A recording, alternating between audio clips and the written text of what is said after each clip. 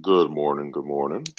Hello, everybody. Welcome back to the Relationship Cycle with Jorge and Nelsa and Poppy. Today, we are going to kick it off with remarrying. Um, and what we mean by this one, we talked a little bit with our Facebook listeners, is remarrying the same person. Have you seen it? And would you do it, Poppy?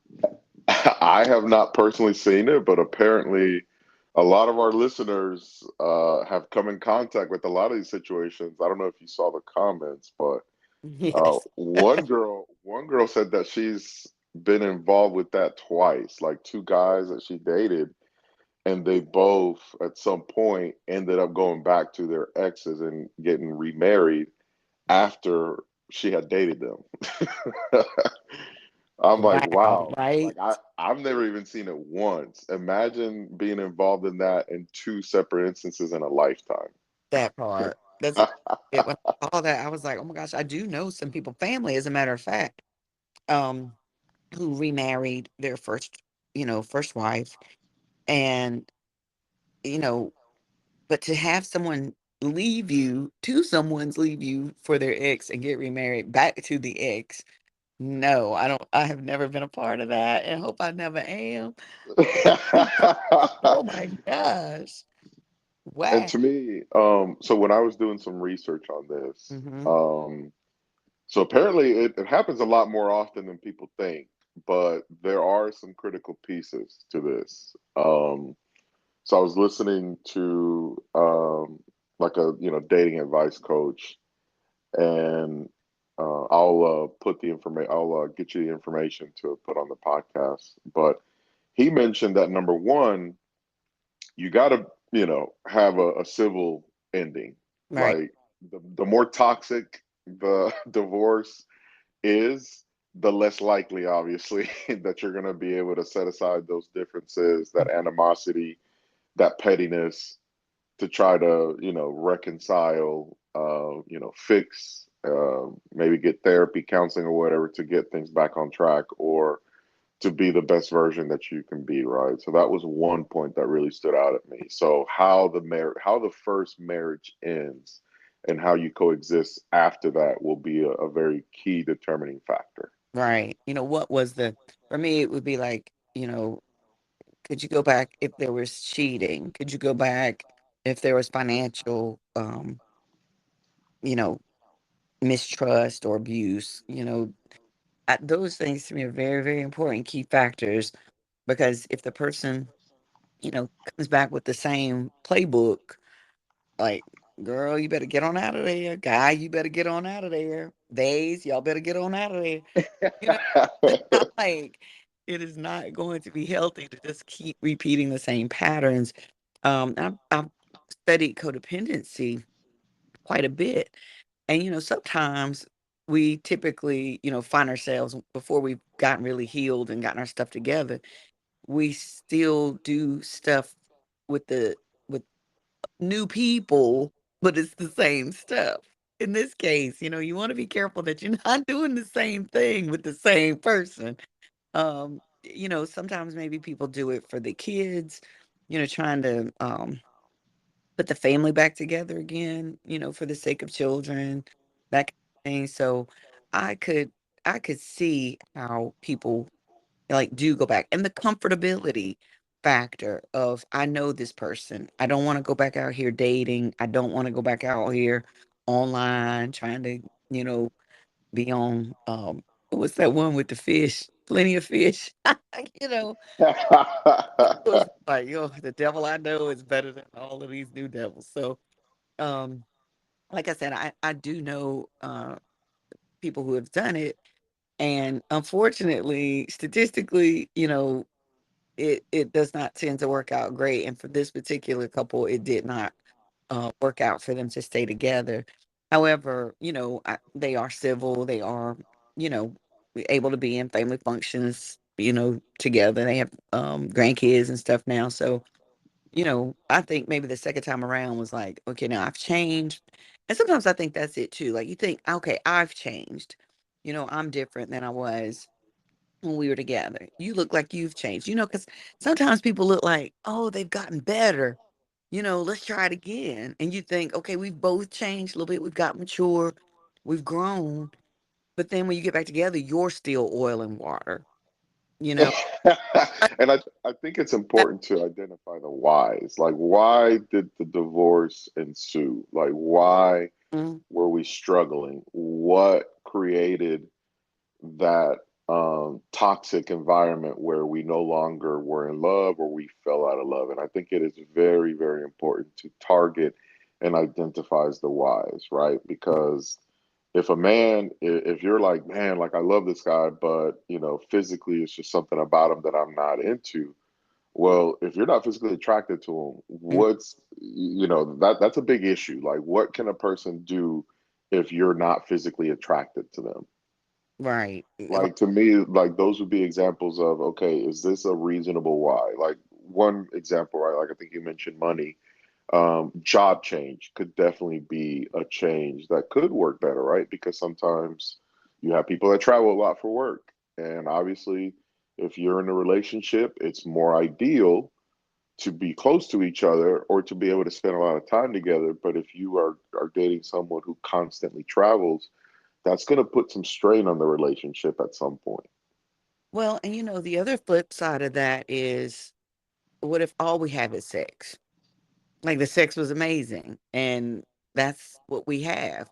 You can't really sustain a relationship on that either, because, like, if all you can do is, fuss and fight everywhere else in the relationship, and you have great makeup sex, but you're always fussing and fighting, like, eventually that is still going to deteriorate into nothingness or into hostility, or, one of the things that I thought about too, and looking at some of our comments and my own personal examples of this, when one person really wasn't ready to let go in the divorce, and that can happen very frequently. It's not always uh, a two-way street when people leave each other.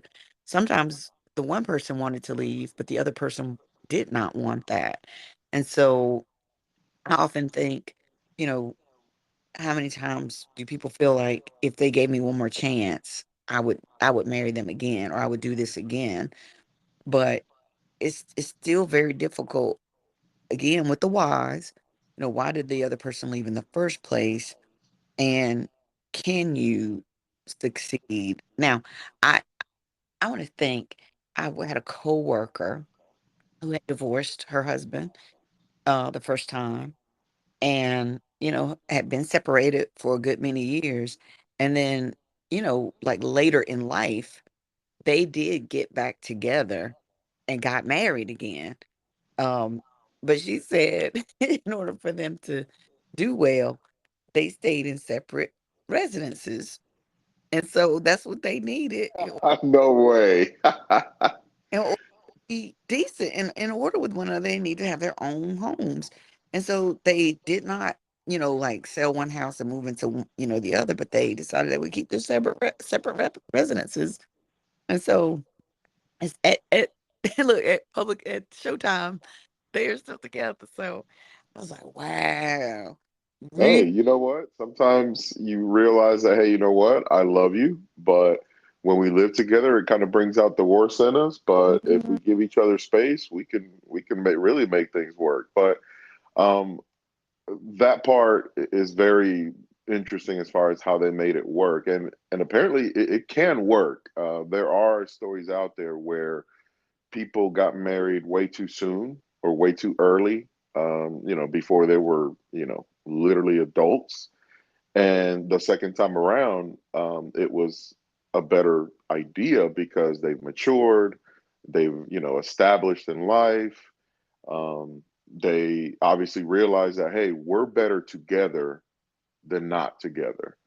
But also, it will require another thing that you have to be mindful, right? Is that you can't come off being desperate.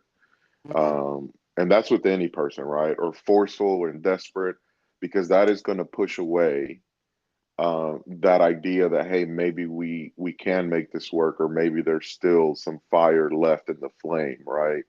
So that desperate move is definitely going to push away your partner if you decide, if you start showing those signs that you're just desperately trying to do whatever you can to get back at her or her, right? So it is important to realize how you go about this, and you're gonna have to be patient because depending on how someone feels, especially if you are trying to court, right, Mm-hmm. the partner that you walked away from, they're gonna feel some kind of way about that. So you're gonna have to realize that, hey, maybe they're open to it, but she or he or she or they is not ready to move on from that sensation that it was me who turned, my back on them Yeah. or her. Anne Gold Bouchot, who is a PhD, has an article I thought was pretty interesting on Psychology Today. Why many divorced partners end up remarrying each other. And this was about 2022 when it was published. Um, but it says 60% of people in a divorce process may be open to reconciliation. But these are some key statistics that I thought were pretty telling, if you will. Research says between 10 to 15% of couples reconcile after they separate. However, only about 6% of couples marry each other again after they divorce. Of those who remarry each other, about 30% go on to divorce each other a second time. Um, and it says since the divorce rate for second marriages is over 60%, like all of them, not just you remarried your first spouse, but you remarry anybody a second time, the lower rate suggests that the renewed marriage is stronger than it was before the divorce. So, if you are going to remarry a second time, apparently your chances are better of succeeding if you remarry your first spouse. Oh, wow. Wow, look at that. Look at our research department coming through in the clutch. Yes.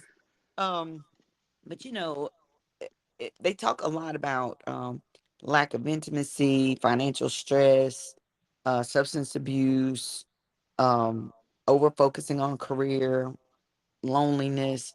Like those are some of the issues that take people into therapy in the first place. Um, and so again, if I'm putting all my time, if we're married and I put all my time and eggs in a basket around you, but I have an underdeveloped personal life of my own, especially like once the children leave the nest and you don't have, another place to put your focus, um, you know, putting some personal development time into yourself may help, um, wherever you felt like the other person wasn't giving you what you needed. And I always say, nobody else can make you happy but you. Like it is your responsibility to make yourself happy. Other people can add to it in the ways that they operate with you, but if you're depending on your spouse to, you know, provide you entertainment, um, to be with you every second of the day and not have friends of their own or activities they enjoy doing on their own, then you may be a little bit codependent. You might want to check in and see. And I'm not being flippant about that at all because I was that person. Like I was first married. I thought we were supposed to be together all the time, be each other's best friend. I probably was sucking the life out of my first husband, or my only husband, my ex-husband. Um, I was probably sucking the life out of him because I had these romantic fantasies that, once I got married, I would do everything with my person. And, looking back and reflecting, I can see how that would have been a little bit suffocating for somebody, especially somebody like he was an introvert who needed more time to regenerate himself by himself. And so, early on, I felt like some of those things were um, soul crushing for me. There were other things that did lead to the divorce that could not, come to a reconciliation. But that was one of the things that, looking at myself in the afterglow of divorce, you know, I really have changed and have worked on myself to the point now where I don't depend on other people for my happiness. And so I would say, before you look at remarrying anybody, and especially your first spouse, you know, what were the things, like you said, not just looking at maybe what they did, but how did you handle the things that they did? And if you were to get back with them and those things happened again or something similar, how would you handle it now? And can you handle it still? Or, can you handle it better or can you communicate better? Because I wasn't a good communicator. I didn't really say, look, I need to spend time with my person after a hard day at work. I want to feel comforted and I want to be hugged. I need physical touch. I started saying it near the end, but I was not as open about that and truthful about that, in the beginning and middle phases of our marriage as I probably could have been. And I think also too, it is important, right, to be mindful that once we get comfortable, the more comfortable we get, the more that our genuine traits and personality stands out, right? And that happens a lot, right? That's a human pattern, a human behavior of complacency. Mhm. And once you get comfortable, that breeds complacency. Once you get complacent, then you don't try as much as you would when you are grinding or after something or you have desire and hunger for something, right? Right. So it is important to be mindful of, okay, what were our issues? How are these issues going to improve? And there's also an element of you don't really know what you got until you lose it, right? Because I have seen where people get out, right, of a marriage or relationship, and they get out into these dating streets, and they're like, ooh, they run right back to what they knew Yeah, because they're like, shit, I didn't have it too bad. it's not for the streets. Look. Oh. So there's definitely an element of, I can't shake the fact that, you know what, maybe the grass wasn't greener on the other side. And yeah, we had our issues, but compared to some of these issues that I'm running into, that's child's play. So there definitely was an element of space creating, that opportunity to really evaluate what exactly you had. But that is something that it does happen. Frankly, as I did the research, and I even asked some people in my circle, and a lot of them knew, like one girl knew like five couples that did this. Now, their situation was that they married really young, Mhm. and this was in Puerto Rico. She's from Puerto Rico, and she mentioned that she knew a handful of couples that once upon a time were married in their teenage years, early 20s, and then obviously things didn't work out, and then they got back together later on in life and got remarried. So apparently, and to be real, um, in that time, it was a lot of a lot more normal to get married super young. Mhm. Wow. Um, so the article um also kind of speaks to that. Um, Jorge talking about like if you really do want to get back with people, and one of the things they talked about a couple. Of course, these names have been changed.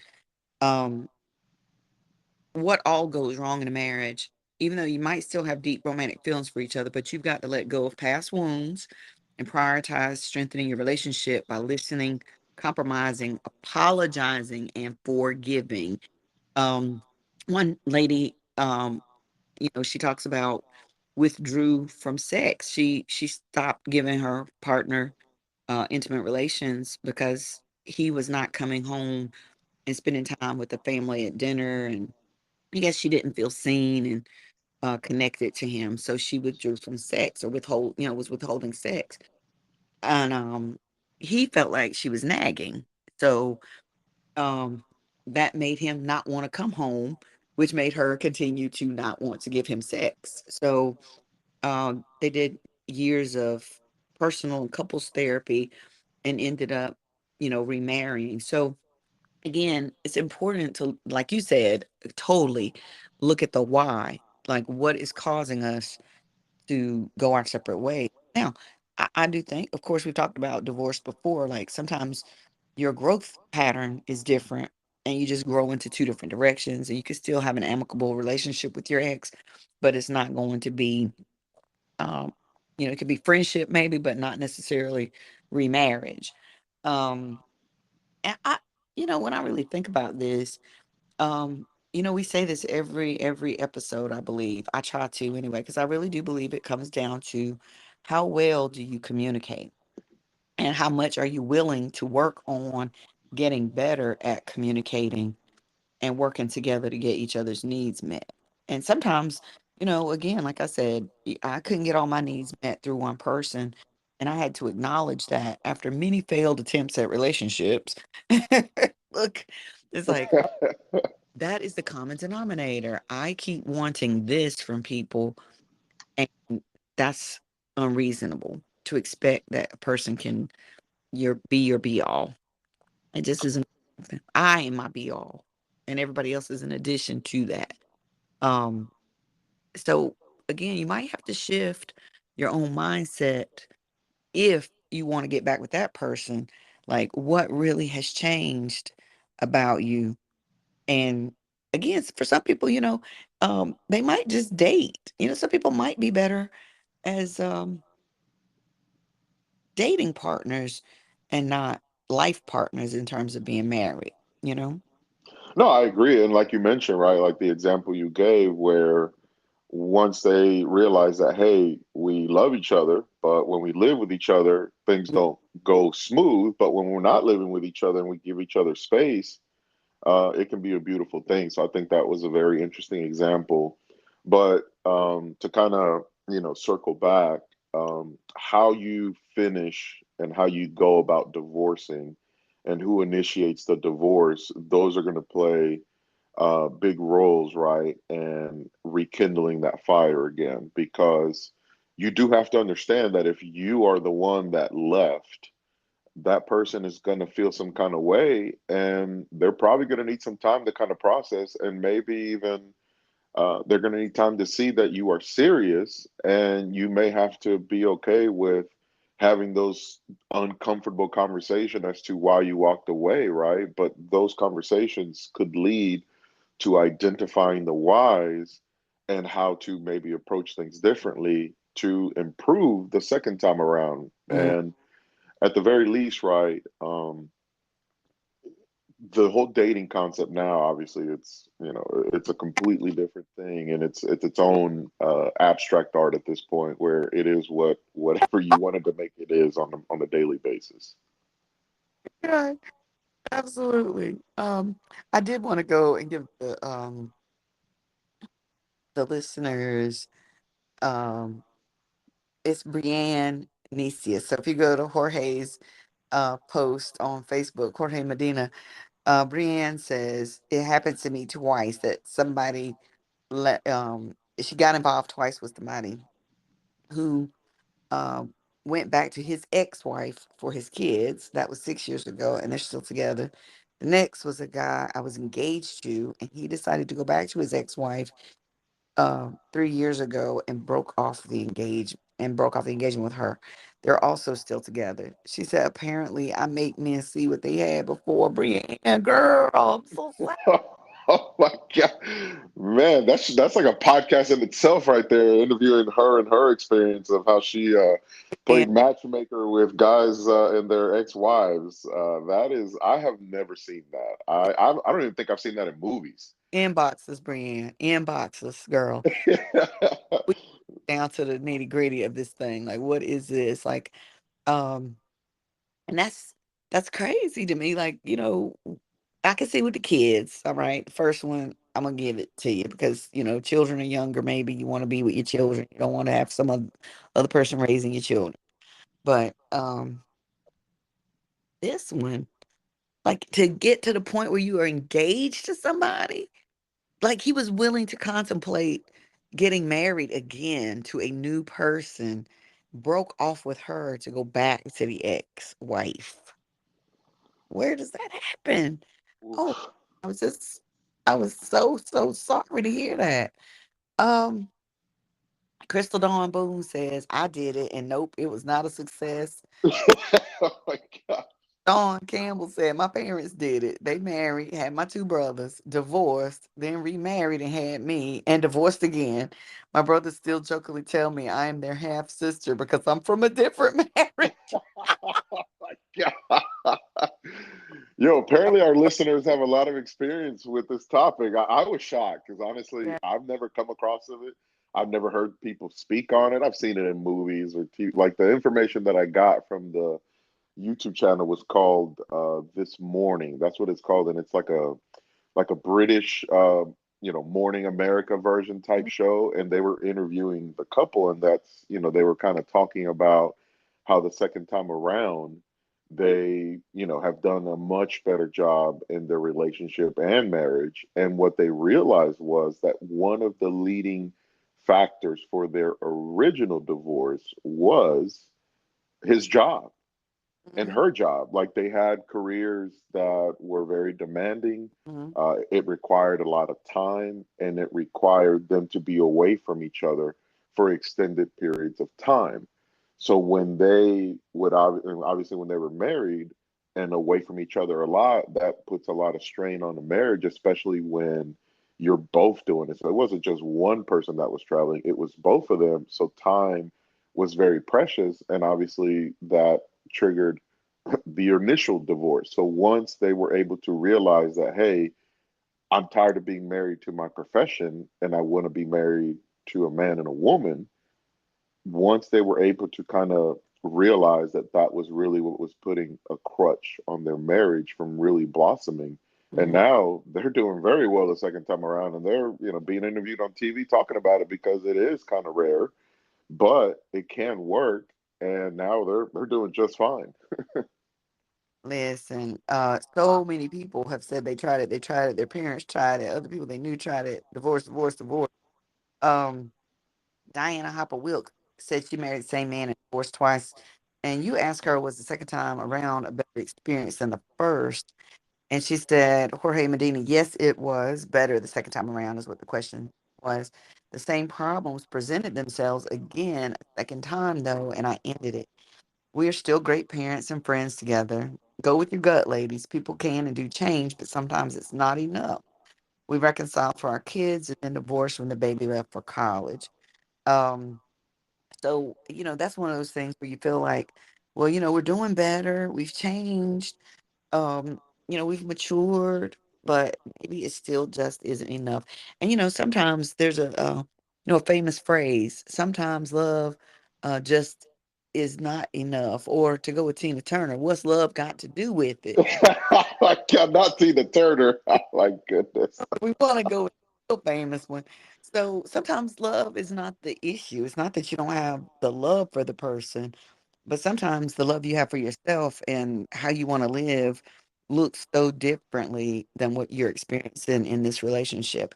Like what you have to do to be successful sometimes might mean minimizing yourself to the point where you let yourself, go and that's never going to be a good ending to the story.